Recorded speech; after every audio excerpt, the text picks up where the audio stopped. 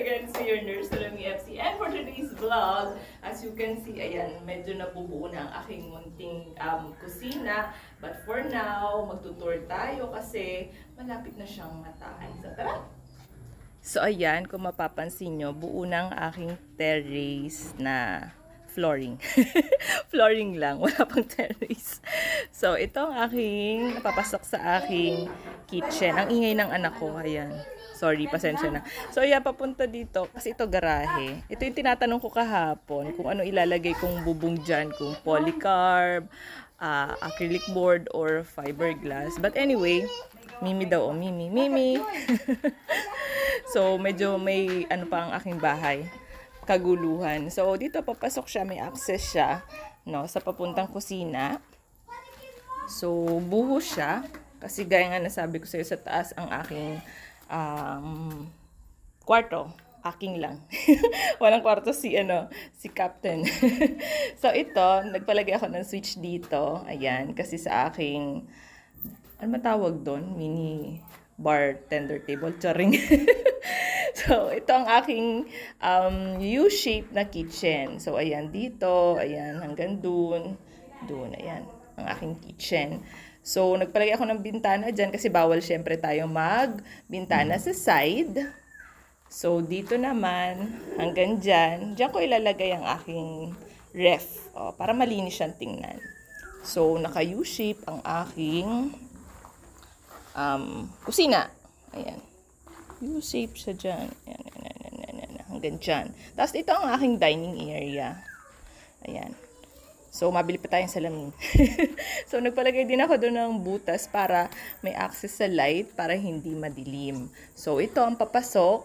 May pintuan na kasi yan. Papasok yan sa aking sala. So, ayan, may pimple. So, ito naman ang papalabas sa aking garden. So, titingnan natin yung labas. So, ayan siya sa labas, dito. So, kasi may nakaabang dyan kasi, second floor din kasi yan. So, ito yung aking pahagdan, pataas, dyan, hanggang pataas to sa aking kwarto. Ayan yung pinto. So, may pintuan din doon kasi sabi ko nga, di ba dati, CR yun ng aking, kwarto ng aking anak. So, dito ang aking laundry area. Ayan. Dito, ayan, CR yan sa labas para pag nag-inuman sila, si Mang Joey, meron silang CR sa labas.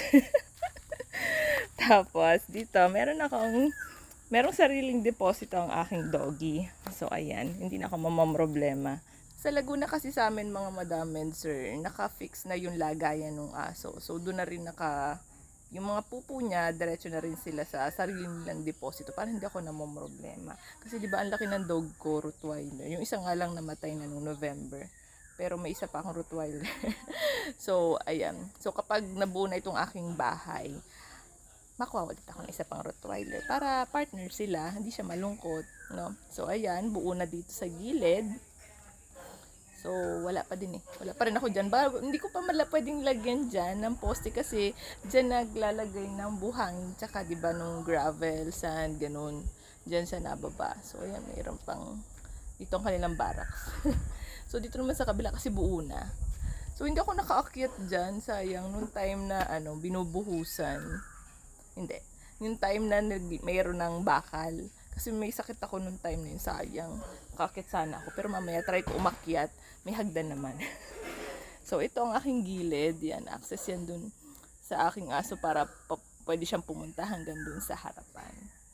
So, ayan. Kung tatanungin nyo, ang deposito dito ay 3. Yung isa, yung gawa ng developer. Ang access nun ay yung CR sa sala, tsaka CR sa kwarto ng aking mother. Tapos yung isang deposito naman, yung CR dito sa kwarto ng mga anak ko, tsaka CR sa second floor. Tapos itong isang deposito doon sa aso. Doon sa aso, oo, may sarili siyang deposito. So, para wala akong problema. So, ang aking laundry area yan, talagang personally pinagawa ko yan kasi ayoko ng kalat-kalat. So, itatry kong maghanap kay engineer nung nasa gilid na lang yung ano tawag doon? Yung kabayo. Kabayo talaga.